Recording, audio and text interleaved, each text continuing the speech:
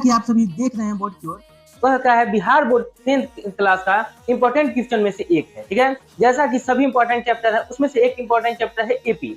AP का ये सवाल बोर्ड की ओर दिया हुआ है, ध्यान दीजिएगा। चलते हैं बोर्ड की ओर।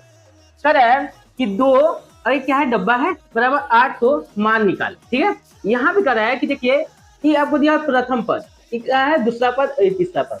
प्रथम पद को हम लोग कहते हैं ए, दूसरा पद को कहते हैं A2 और इसको कहते हैं A3। इसी प्रकार कहते हैं ए दिया है, A2 दिया है, A3 दिया है, तो हमको निकालना क्या है, A2 निकालना है। तो A2 को हम लोग क्या कहते हैं, A2 निकालना है मतलब दूसरा पद निकालना है, तो हम लोग क्या उसको लिखेंगे, A प्लस डी। एक कम करते हैं ना, एक कम करके डी को बढ़ा देते हैं, एक क्या कहते हैं।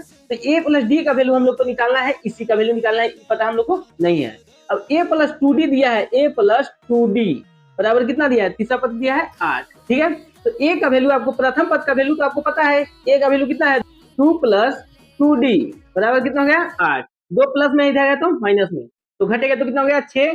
तो 2D बराबर कितना हो जाएगा 6, इससे ही कटेगा, डी का मान कितना आ जाएगा, डी का मान 3। ठीक है, तो डी का मान 3 निकला।